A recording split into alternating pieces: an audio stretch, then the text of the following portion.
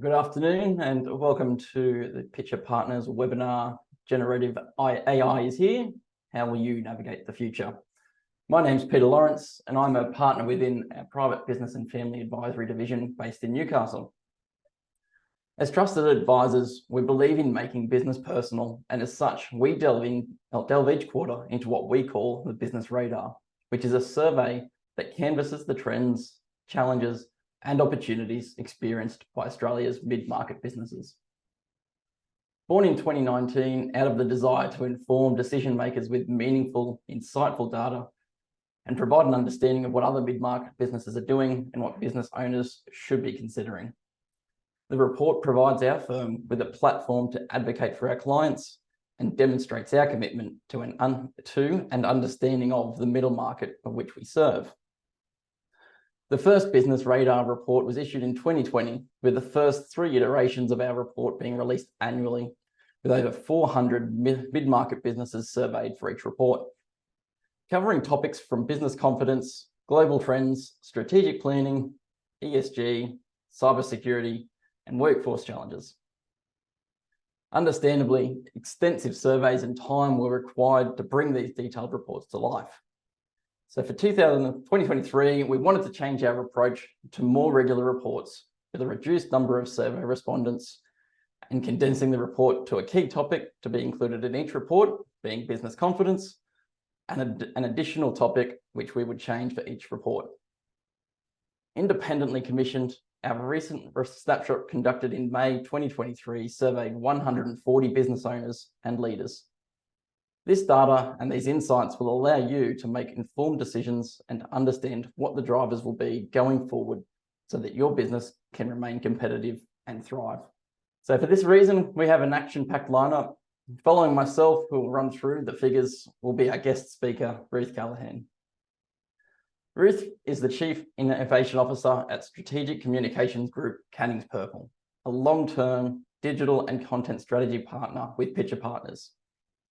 In the 6 months since ChatGPT stormed onto the stage, Ruth has worked with businesses, ASX-listed companies, professional services groups, and government authorities on the use cases, opportunities, risks, and challenges of adopting generative AI. This webinar will no doubt raise many questions for you about your own personal circumstances. So please feel free to reach out to your team member at Pitcher Partners and on the contact details that will follow. So just before we kick off, there's no webinars complete without the disclaimer. So I won't keep that up on screen for too long, but it's obviously there for you to peruse in your own comfort later. So let's get started. So with our latest report, which was done in July this year, with the survey done in late May 2023, we had 140 mid-market businesses. So with businesses and business owners and decision makers within these businesses ranging from 2 million to 500 million in revenue, and a workforce of between 20 and 200 people. We had a good spread across most of the states across Australia, as well as the different life stages of those businesses. But onto the main topic of what we're here for today is generative AI. So generative AI describes algorithms that can be used to create new content, including audio, text, video, images, code, and more. Most people would be very familiar with ChatGPT. We've also listed out a few of the other that are sort of, I suppose, gaining popularity. Midjourney and DALL-E, both there for creating digital images. Bard is Google's equivalent of ChatGPT, and the soon-to-be released Microsoft Copilot. So generative AI is here, and we have had a huge amount of business leaders where they are actually conscious of generative AI. So there's almost 100%. Only 2% of our respondents said they'd never heard of it. And we have seen this awareness grow exponentially since ChatGPT was launched on the 30th of November 2022, just over 10 months ago. And although the awareness is high, the proportion of businesses using it is much smaller, with only less than 10% using it widely within their business, and about a third of businesses using it in some way, shape, or form. 10% of businesses said that they don't want to use it in their business. And it's important to note here that there are certain industries that are required to provide a justification for a decision. For example, the banking sector needs to provide a reasoning for the approval or denial of a loan application. Generative AI will not provide these outcomes. It's also unlikely to be used in high-risk industries such as defence or medicine. And this may account for some of the 10% of our respondents that were unwilling to use GenAI in their business. But the actual use is quite diverse, and unsurprising that there's a high planned and actual use of GenAI in customer service and support. Most of us have interacted with a chatbot at some stage online. There's also marketing content creation and marketing customer research. The most notable variances of looking at the actual use versus planned use, though, was the internal email communications, where the actual use was almost double that of the planned use. Performance management, which was nearly 10% higher than that of planned use, and the training and development side, which was less than half of the planned use. Interestingly, though, knowledge management and bookkeeping and accounting had low planned usage, with the risk of security and data privacy being the likely reason for this. Businesses see little downside to the use of GenAI, though. As you can see in this graph here, the positive impacts that businesses see are displayed in the light and dark green bars. So consider that products and services may be able to be delivered quicker, new markets may become available, or simply interacting with customers in a manner that's more convenient with them. That's just some of the benefits that the businesses may see. And the business may also be able to change the roles of employees to reduce their workloads in some areas, and either reducing stress and burnout or freeing up capacity to enable employees to focus efforts and attentions on other or more fulfilling tasks. It's unlikely that GenAI will completely replace roles, but it may reduce the time required for some tasks in their individual role. This may result in businesses not needing to increase their workforce or increase it as much. However, we're unlikely to see GenAI completely replace or reduce our workforce. So the impact on businesses is mostly rosy. We're sort of seeing that new businesses and services will likely lead to business growth. We're seeing that business operations and processes are likely to be streamlined. We are seeing that some jobs or skills may need to be changed, or employees may need to be upskilled. That this is likely to result from some tasks in an individual role being replaced with AI. So the output from AI is generally highly impacted by the quality of questions being asked of it. So the training that employees may require is to actually have the skills to identify the appropriate questions that need to be input to the models. And an important just note for you from Kevin Kelly, for those that aren't familiar with him, he's an executive editor for Wired. He once said that machines are for answers, but humans are for questions. So the people aspect of GenAI GenAI will never really replace people. It's also going to allow business owners to free up time to focus on business strategy, which has been an important factor for many business owners, with many respondents in our previous radar reports commenting on the lack of time being a significant barrier to undertaking strategic planning. And when looking from the type of jobs that are available, the increasing of adoption of GenAI is likely to drive demand for IT workers, because we're going to need more and more of these employees with these skills to maintain the environments that the AI system is operating in.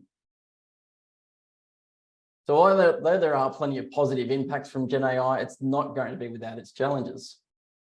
So security and data, unsurprisingly, is the top challenge and the top risk that many business owners are seeing, and trusting the accuracy of the outputs. So any users for GenAI need to be cognizant that these large language model systems such as ChatGPT have been trained on data up to 2021, and they may still produce content that contains biases. That is, the risk of the model saying or producing something inappropriate, for example, something discriminatory. You shouldn't also expect the GenAI output to be accurate. So the content prepared by GenAI should only be considered draft and should be reviewed by a person before the content is published. And there's a classic case over in the US where a lawyer used ChatGPT to research a legal brief, which resulted in fake case citations being included in a court filing. So these hallucinations are very real, and GenAI is actually quite good at just producing this output, and is very convincing at doing that as well as also. For most businesses that are planning to use AI, trust has been the biggest challenge. But once the AI has been implemented, businesses are finding that the next biggest challenge is actually the cost and the return on investment to maintain GenAI in their business. So obviously the costs don't stop once it's been implemented. There's a huge amount of computing power that is required to run these large language models, as is specialized hardware. And GenAI is not a set and forget system. So business owners will also need to factor in the costs to employ data engineers and machine engineers to continually update and maintain the system to ensure that it functions as intended. Ensuring data security and privacy will add further IT costs, and all of these should be considered before you actually go down the path of implementing GenAI in your business. So overall, I think that the message that we're sort of seeing from our respondents is that we should be embracing GenAI, but putting a good ring fence around it. So the starting point would be to build knowledge and understanding what range of GenAI tools are available, and considering which one of these are going to help you reach your business goals. And also consider whether there are any private tools that may be available to you. Probably one of the most important steps will be governing its use. Now, policing the use of GenAI can be problematic, as its models draw on enormous volumes of real-world data, so much so that their output is highly believable and difficult to distinguish the output of GenAI compared to original content. So we need to look at identifying appropriate use cases for GenAI, and there may not be a large number of use cases, but it's going to be things that are going to give you, I suppose, secure use, but also going to give you the best improvements in efficiency and process improvements. You also need to ensure that there are some safeguards for the use of the AI. Surprisingly, our survey results said that decision makers were underestimating the risk of implementing AI in their business, with almost half of respondents saying they weren't worried about the risk, and only 19% saying that they had to put some safeguards in place at all. So I suppose some safeguards that you should be considering if you are wanting to implement AI into your business would be watermarking any AI content, restricting its use in the workforce, and investing in cybersecurity measures. And like with any good project, you should also implement a review and vetting process of the outputs to make sure that what is getting produced is the intended outcome, and there's no unnecessary risks that you weren't aware of. So then be training your people. So communicating the appropriate use, making sure that people in the workplace aren't using it outside of those intended uses. Also being aware of the strengths and weaknesses that we identified before, knowing that there could be biases in the content, knowing that there could be inaccuracies. And again, data security and privacy was reported as the #1 risk or concern from our respondents. So it's also just being aware of those risks and putting in safeguards as best possible to protect your business from the security there. And then finally is managing change. So preparing your business for the impact of GenAI and the impact on its culture. I'll now pass over to Ruth, who's going to sort of talk through in a bit more detail some of the GenAI that's available, and let's go through what she's been seeing and working through with her clients. Thanks, Ruth. Thanks, Pete, and really nice to join you all today. I'm joining you from the Whadjuk Noongar lands in Western Australia. And as Pete said, it's really been a wild ride for ChatGPT after it exploded on the scene late in November. If we think about it, I think most people are aware it's one of the fastest growing apps in history. Last month, there were 1.5 billion people who went on to the ChatGPT website and used the tool there. And that, to put that in context, that's about as many as Netflix. It's a really serious impact that it's having. Now, while some businesses have had previous exposure to AI, what's GenAI AI has done is really democratize that and made everyone able to access some of the machine learning and algorithmic tools that used to be really confined to the larger kinds of businesses. So the biggest questions that we've found from business is really about how they can begin to get a handle on what's needed. So there are probably 5 big questions that businesses seem to have, and we'll go through them in a little bit more detail. But the first one is obvious. Is there a generative AI use case for us? And particularly for businesses that maybe used older forms of AI, which were a little bit more, they ran on rails. You know, it was if this, then that. There was a set rule for the kind of artificial intelligence, machine learning that went through. Generative AI is a very different beast, and there's a lot of questions around that front. The second big question, though, is there a risk that this could disrupt our operations? And sometimes that's going to be disruption for good, and sometimes that's disruption in a competitive space that suddenly opened up, or perhaps we'll see other competitors move into your area. A third big one is, does it change some of the assumptions in our business model? And I'll talk through some of those assumptions and how they really are shaken by elements of generative AI. Can we tailor AI so it fits our business needs? I think a lot of people have maybe gone on, had a play on ChatGPT, tried something. A lot of people don't like it after the first couple of attempts, and that's usually because they're seeing it in a really generic sense. So how do you begin to tailor it and get the best out of it for your business and what you require? Then what are the risks, and how do you begin to institute some good governance? And I think in any situation where you're implementing technology, putting governance and responsible use of it right at the very front is critical to making sure that you can sustain any benefits that you have, and you also really begin to reduce the downsides associated. So if I start with that first one, is there a use case for your business? And the answer is absolutely yes. But the finding of that use case can require a little bit of analysis. And that's because, unlike most software, where you have a problem that you've identified and then you look for the software to answer that, generative AI has come ready-made. So unlike saying, well, I want to improve my inventory in a business, or I need to upgrade my retail store, and you go find the software that suits, here is a software that will actually solve a bunch of those problems if you can identify what the problem is. So for business, it does mean a little bit of retrofitting a software into a system that they already have. We find that some of the really obvious, easy places to start, though, are these 4 on the screen. So repetitive work, anything that you have, which is very standard, you have to do all the time. So whether that's just agendas for meetings, or putting together a briefing note for executives, or a summary of a report that comes out that would normally be circulated to your team, it can absolutely achieve that very easily. Anything that's repurposed, so if you've got content that's in one format that has to then be turned into a content for another format, GPT excels. So that could be turning summaries into emails, into tables, into social posts, any kind of format you can think of, you can provide it and it will start to work that content to a new structure.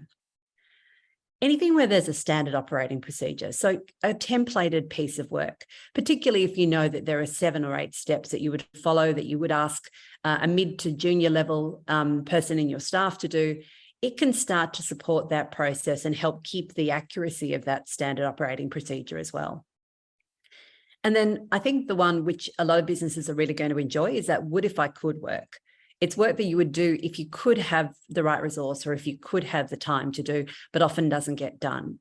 So GPT really opens up those opportunities to start to do that kind of work in a better way.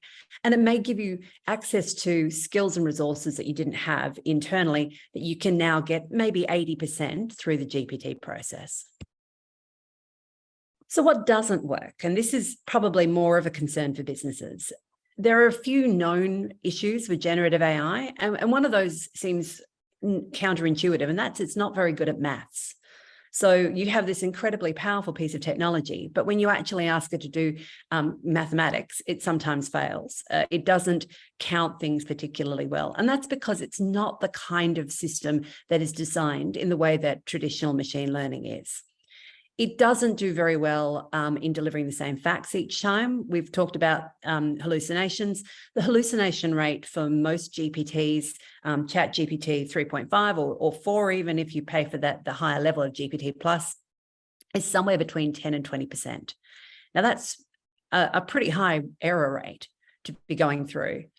And that hallucination can be really problematic. So if I asked it to write me a speech for a colleague that's retiring and say some nice things about it, it would create a bunch of things that colleague had done. Never mind that the colleague doesn't exist and the colleague didn't do those things.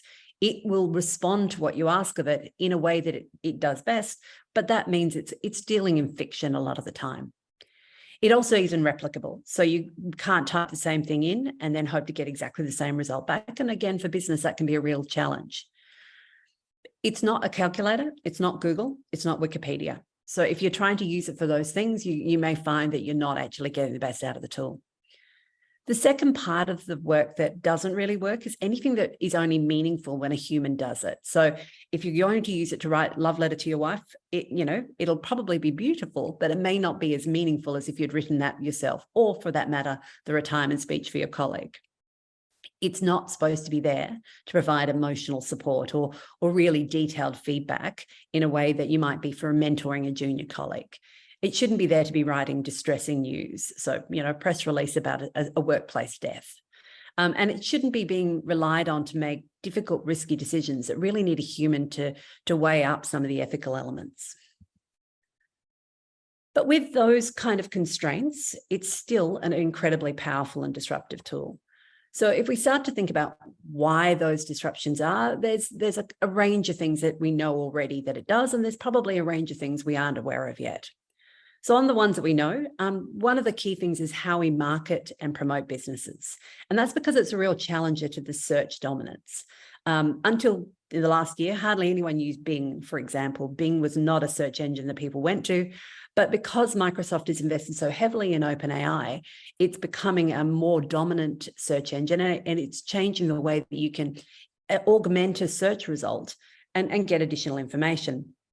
But if you've got a business that's been really built up on marketing itself through Google Ads, the way that it does its online search, all of those things start to get disrupted.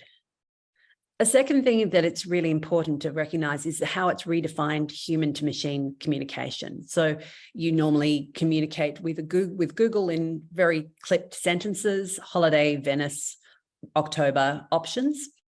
But this changes it to natural language. So you can say, I'm going to Venice on a holiday in October. Can you give me 5 different places that I would like to go with these parameters? So it completely reworks the way that you might speak to a machine. And the second really big change is, of course, what it can do for coding. So again, Microsoft has bought GitHub, which is a coding repository. If you've got developers on your team, they'll have used GitHub. But because it's incorporated its AI Copilot into GitHub already, as much as half the code that's being written through GitHub is written by Copilot. So it's really changed the speed and the scale of development code that's taking place. And when you then compare people who are using Copilot for code and those who are not, they're faster and they're also more accurate. So it, again, changes the kind of things that you can achieve. It really starts to break down some of the traditional silos for knowledge and skills. And when we go through, I'll give an example in a little bit about how you can imply it in an organization, and it will not be as good as any one expert in the chain of work that's produced, but there might be 80% as good. And it will give you an opportunity to perhaps skill up your team much faster. You can cut months off training. You can even cut off a portion of an undergraduate degree by making the elements of work different. And I think the change that may be most difficult for people to understand is going to be what it does for human services. And that's any service where really you're working with people and you're very much reliant on a scarce workforce. So we know how strapped aged care is. But if you can free up someone from the front desk answering the same kinds of repetitive work or inquiries, and then have that person actually dealing with humans, then that's a huge saving. Ditto, if you were working with mental health, there's already a huge move to incorporate AI into mental health therapy and make it more accessible, far cheaper, and available to many more. So those are difficult questions because you start to wonder where the human needs to be in that picture, but it does allow you to scale in resource-strapped areas. And then the final one, which I think businesses will take a little while to get a handle on, but once they realize the benefits of it, it'll be huge. And that is that it works without complaint and it has a scope for self-improvement. So one of the things I say to people about using AI is never take its first answer as the one that you want to use. Always go back and say, well, what could you have done better? And it will come back with something better every time. So it's a real shift in the way that you might speak to a computer, and also what the kinds of generated work that you get out of it is. So when we talk about disruption, people immediately go to jobs, and that is absolutely true that jobs will go, but it's the tasks within the jobs that will be where the pain is felt first. So this is some research that was commissioned by OpenAI looking specifically at the US labour market. And its conclusion was pretty stark, that 80% could have at least 10% of their tasks affected, but nearly 20% could have half their tasks affected.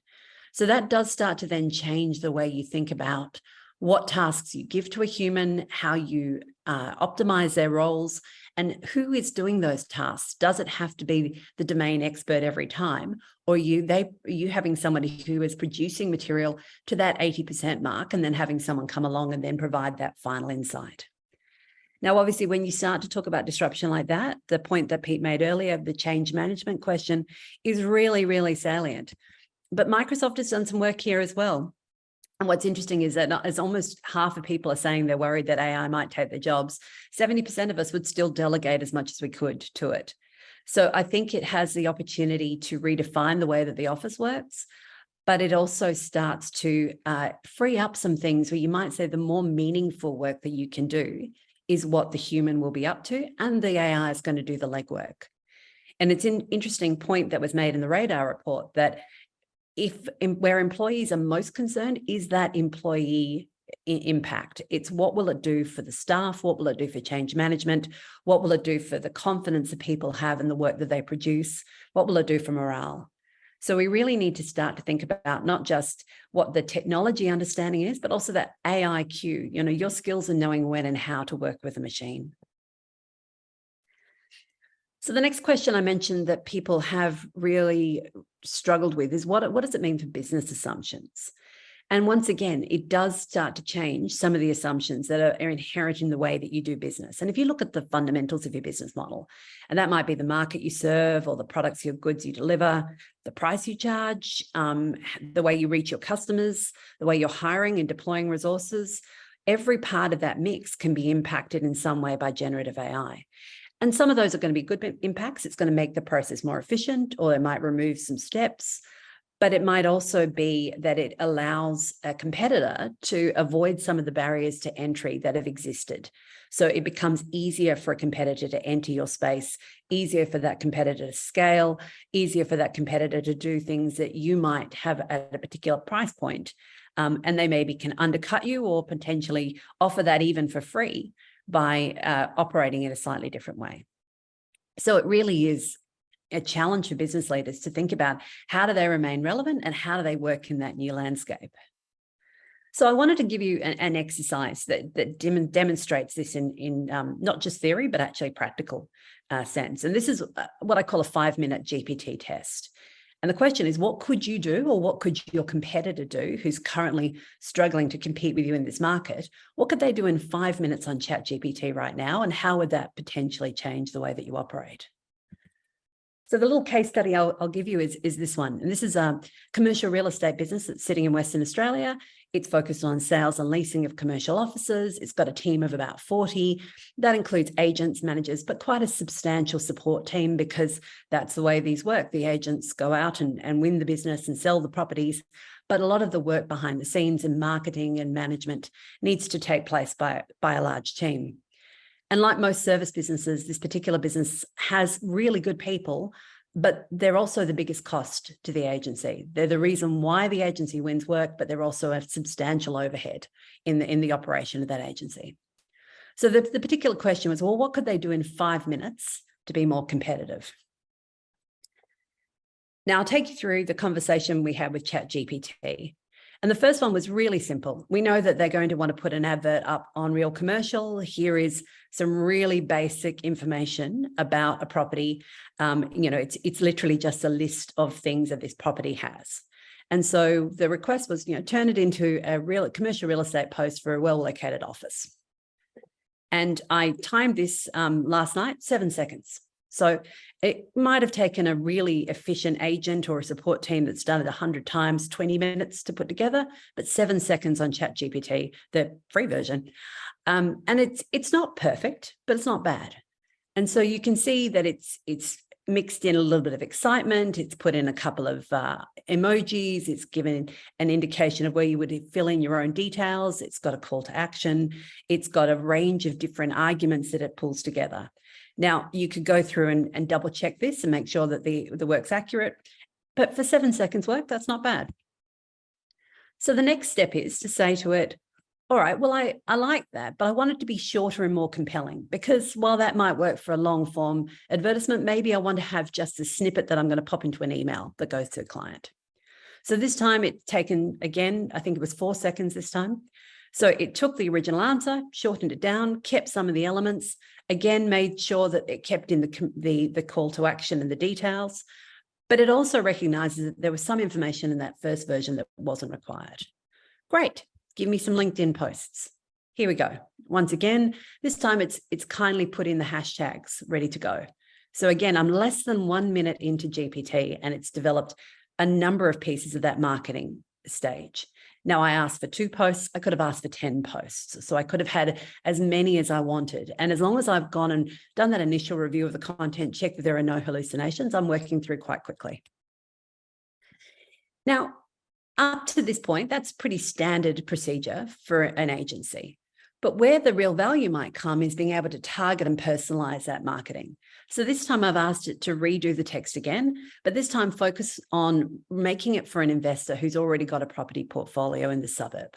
So I can actually email that person directly and give them a little bit more information. And so once again, it's tailored it, it's taken my instructions, it's compiled it in a really specific point. It's also made it a little bit more formal, which is probably all right to speak directly to an investor versus putting something up on a social channel where you want to have everybody get involved. It would have taken me at least 45 minutes to work through this far. I'm still within my first 5 minutes of GPT. Now, I think I'm going to send that to my investor, but I'd also like to be able to send them a brochure that's really personalized to them. So this time I've said, add a table. So one of the things that a lot of people aren't aware that GPT can do is turn unstructured material into a table really quickly. So I've said, add a table, highlights each of the key points, includes the benefits. And there it is. Again, seconds in the development, but quite effective in, again, telling that same story in a different format. And my last piece of this 5-minute puzzle, I've already saved myself an hour and a half, but I'd really like to get the agent in front of as many people as possible. So I've said, right, I want it as a really exciting 1-minute YouTube script for the agent. And not only does it do that, but it very kindly gives me exactly what shots I need to actually pull together, as well as what the voiceover is going to be throughout. So 2.5 hours of time saved. It's developed a pile of things that I would probably not do as an agent because I'm actually quite caught up and busy. So I haven't had the time normally to take it to that next step, but less than 5 minutes of time in GPT.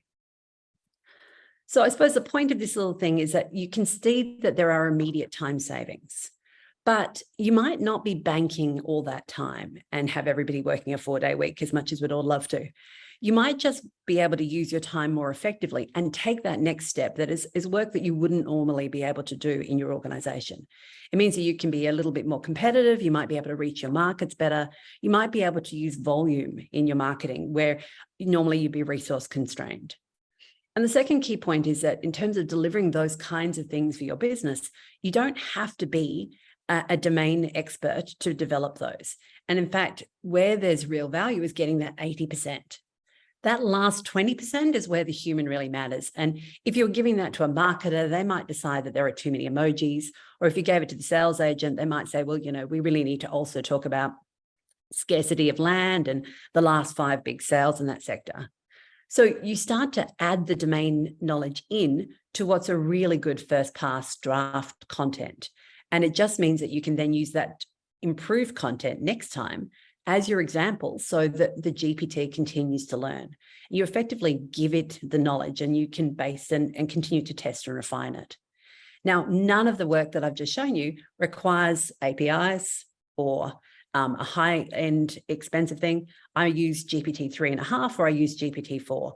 GPT 4 costs about $20 a month. So the accessibility of this is really huge. Now, before I get on to why I think it's so important that people start to experiment in their own context, understanding what makes good outputs and versus sort of ordinary outputs is really where a lot of the training needs to begin. And I find that most people tend to treat GPT a bit like a genie in a bottle. Write me this, develop me that. And it can do that, but it will be better the more instructions you provide it. So giving it some kind of role, giving it some parameters, giving it some context to why you're asking for it, giving it even a couple of examples, gives you a much better output, or at least iterating the results each time. So I find that most people start in the top quadrant here, ask it to produce something, and it will do all of those things. You can ask it for a technical description or a non-technical description, write this for an email, write this for a newsletter, almost any format you can think of, it will have some example in its training, and it can start to help. So tender responses, award entries, there's real opportunity for time saving. Second layer, though, is to go down to that bottom left quadrant, which is to really lean into generative AI's desire to role play. I often think that it's really an arts grad. It loves to play act. So you can ask it to be a different kind of person, and you get quite a different output depending on the hat that you put on your AI. So if you ask for a smart strategist, then you're going to get something which is smarter than if you just asked it straight out. And it seems strange and almost counterintuitive, but it is really shaping its output to what you've asked of it. You can also tell it to play 2 or 3 people, which can be really good if you're, for example, preparing for a board meeting and you need to consider different perspectives, or if you are working and going to negotiate a deal and you want to have all the difficult ideas on the table before you get into the room. So you can let it run by itself. You can engage with it. It's quite a clever system. The third one, I think, is where every business will move as soon as they discover how to use it, and that's asking it to plan something. So plan a workshop with timings, develop a run sheet, give me the outline of content for some slides.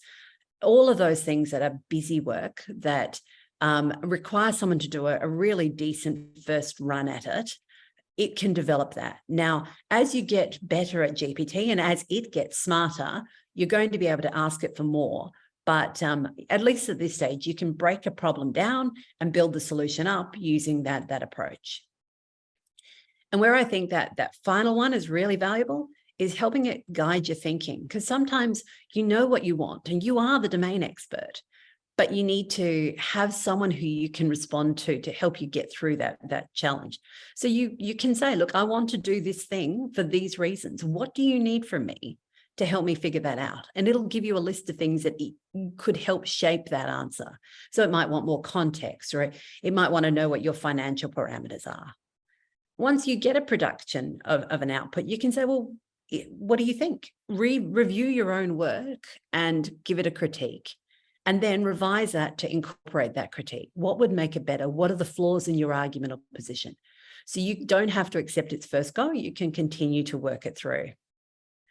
Now, the reason why I say this is such a critical skill set to have is because right now, you've got people in your organization who are using GPT. You may have a policy, you may not, but what's coming is Copilot. And so Microsoft's huge investment in the area of AI is going to start to turn up in Microsoft 365 technologies. So Copilot is going to arrive in Microsoft tools in the next couple of months. It'll probably roll out in the US and the UK first, as often these tools do. It's not going to be cheap, but it is going to be a really interesting leveler. So it's the suggestion is it's going to cost about $30 per user per month, which is a fair investment. It's about twice what you might normally pay for Microsoft.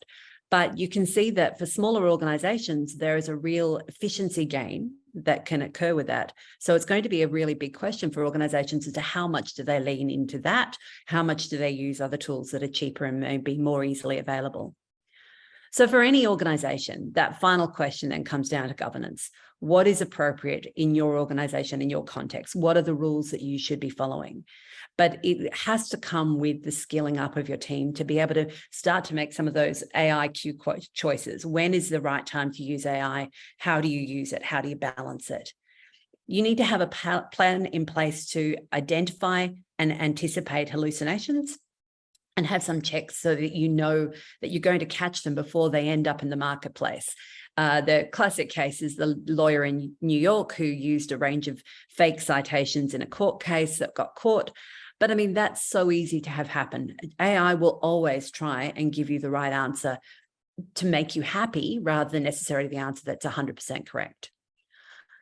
There's always a risk of your material ending up in training. So we always say, never use confidential material, never use private data, never use names of employees, create a fictional organization if you want to try and work through. There are ways that you can minimize the risk that your IP or your private data is breached. But unless you have that training in place, your team won't know what to do. It's also a good idea to maybe start small. So pick on some of those really painful efficiency areas that are going to be able to be tested and piloted, and sharing the experience. It's a great idea to be able to share what the good prompts are versus the so-so prompts, and then continuing to build that governance framework over time. But I think the key message that we would also say is that the instinct to just say, well, we're going to ban it probably doesn't work. That tends to push it underground. People still use it, they just don't seek help. And what it can mean is that you've got a range of information that's being produced where you've got no sense about where the involvement of AI sits at all. I'm not certain about exactly how true this particular post is, but it's a really good example of when people say that they're getting a lot of kudos for the speed and efficiency of the things they're producing, but really it's GPT. So I think what I'll do now is I'll hand back to Peter, and we might take some questions, and I'm sure between the two of us we'll be able to assist. But I think my final point was, if you are concerned about some of these, or you really want to develop the thinking, please do speak to your pitch partners representative. That's something that I think every business is going to have to tackle, but it's an important one to get across. There's plenty of information there, and good to see some examples of the output from ChatGPT. And Tremaine, correct me if I'm wrong, but some of the pictures in the background as well have been generated from some of the image versions of ChatGPT. So we've had some questions come through the Q&A. So I guess everyone's heard of ChatGPT. It's probably the famous for sort of exploding as far as its awareness in such a rapid timeline. Is there much difference between the varying offerings? So we've got Bard versus ChatGPT, we've got Midjourney versus DALL-E. Like, are they mostly the same, or are they have some nuances between the different offerings? Look, there is quite a bit of difference. I'll start with the two GPTs first. So GPT at the free level, 3.5, super fast, and will do a lot of the work that you're trying to do, sort of the busy work, really well. It's also cheaper. So if you're starting to use it and incorporating it into other tools, or you need to use it frequently, you want to be using that because it isn't as much compute power that's required. If you, though, are looking for something which is a little bit more complex, or you're looking to involve it in strategic thinking, I would go to GPT-4 every time. It also has some really nice other functions. You can upload files, and you can set it so that it remembers to write in Australian English, not American English. So those kinds of things. It can remember, for example, that you're a teacher teaching year 3, and you don't have to tell it every time, I'm a teacher teaching year 3, if you're developing lesson plans.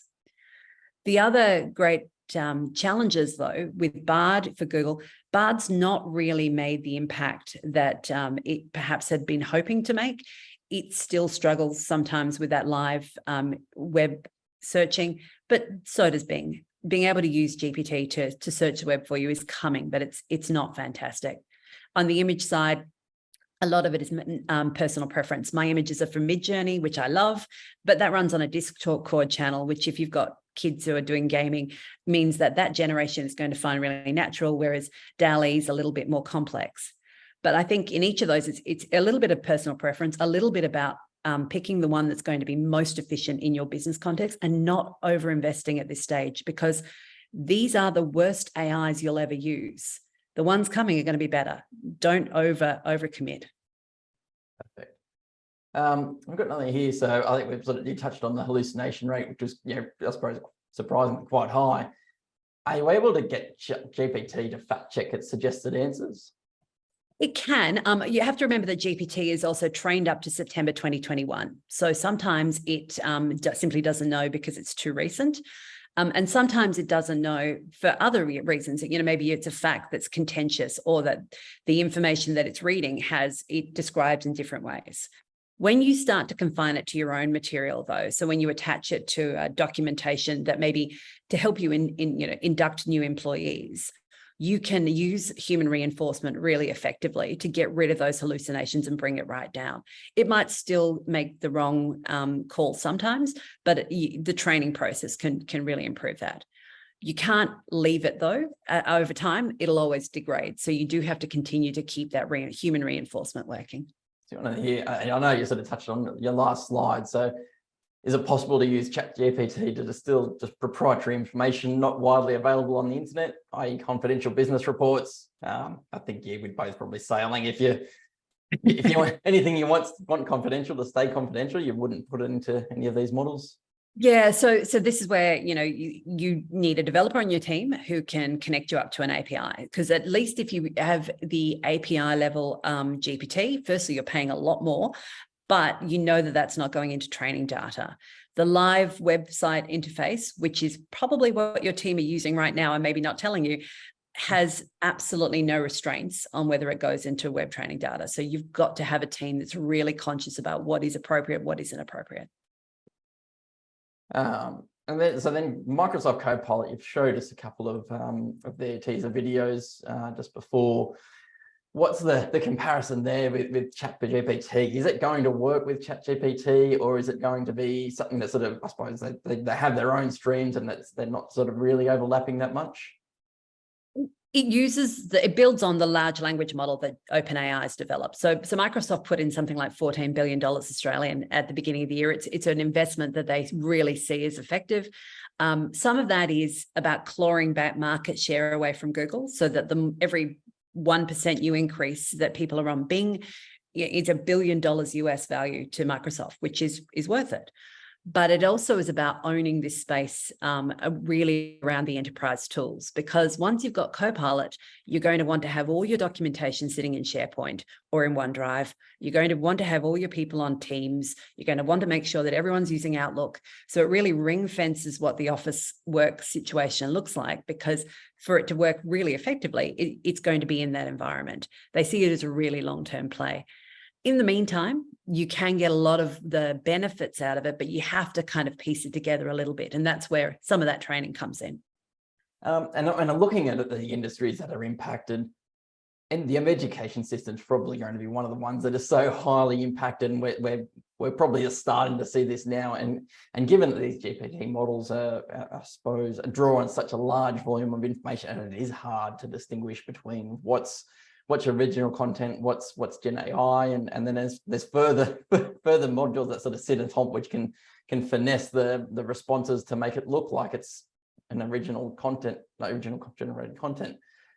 I mean, obviously the education system's got a lot of work ahead of them to try and battle this. But I guess they also need to start teaching curiosity and ensuring that students have cynicism in the results. I mean, do you think for the future ChatGPT will be so sophisticated that we won't need to teach these skills, or there's always going to be an element that I suppose we going to need to sort of feed more questions in to get to the right answer? I tend to think, it's a little like I have a calculator, but I'm certainly not doing my own taxes. The ability to use the domain knowledge and the application of how you use a machine effectively, that's something that I think schools haven't started teaching yet, but will have to start teaching. But there's a really big difference between I can type something into the web interface and I can actually understand what the next generation of AI is going to need to know to be able to develop things. So there's a long gap, I think, in how useful it's going to be for if we don't continue to upskill students in the general day-to-day use, but also the development of the future. I think it's a really big task ahead. That said, I do find it hard to say to a school, no, you shouldn't use it at all. If you're not preparing the year 12s that are going through right now for what is going to be ubiquitous in the workforce, even a year later, it really seems very short-sighted. Yeah, I agree. And then looking at hallucinations, you referenced the court, also the lawyer over in the US. Are there any other examples of some hallucinations that you've sort of come across that you could share with us? Yeah, look, I mean, and the example I gave about writing a resignation letter, to celebrate a colleague is one we tried ourselves. We wrote it up for a council worker. We were speaking to a local government. They wanted to see how could they use it. We typed in, Joe's retiring after 37 years. He's been really helpful. And the kinds of things that Joe did, I mean, really, he really was a pillar of the community. But what it's doing effectively is giving you a template, and it's saying, this is what you've asked for. This is what I'll give you. I want to make you happy. And then you need to be able to go through. Sometimes it's given us some, it told us that the Fremantle Dockers made the finals, and it's very, very sad to say that is not the case. But sometimes it just makes an error of choice. If you ask it for 7 things and it only knows 5, it'll give you 2 that it's made up. So it really is about fact checking and where possible asking for citations. So Bing, for example, has the option of saying, we'll show you the website each time where the citation is. That's not there yet for ChatGPT. It will come. Yeah, okay. And we've gone through on the Q&A. Someone's given their own example where they've asked ChatGPT to search their company website and tell me what it does. It did a good job, but when it asked me to asked who the key people were, it came up with their name and 3 other plausible people who didn't exist. So yeah, I mean, it is it just pays to be I suppose cynical of any of the results that come out, and just double check that before you put it out into the public domain. And I think that plausibility is the real challenge. It is very compelling as it lies to your face. So you do have to sometimes go back and double check it. Sometimes also say, look, I want you to revise against the list. So if you give it a bunch of information, ask it to give a sentiment analysis based on social posts, for example. Here's what my customer feedback says. What's the sentiment? You may need to go back and say, look, can you now double check that sentiment is correct? And if it does it 3 times, it may change it 3 times, but it can get you closer to the right answer each time.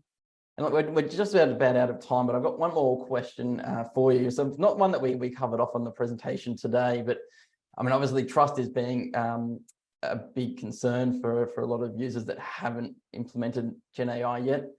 But now that we're as technology advances, we're starting to see the rise of deep fakes, which, I mean, I've seen some of this in action, and it's quite remarkable. On one side, it's scary. On the other, I mean, how do you see that's going to play out as far as trust in the community as that becomes more and more prevalent? It's really the pointy end of where responsible AI debates are going. And we can see it in the US with the Actors Guild.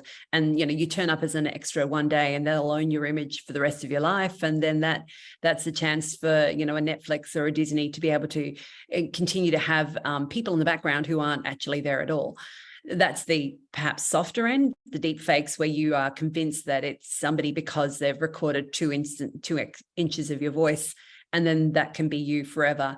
Or to have your face put into a video that's spooking cryptocurrency.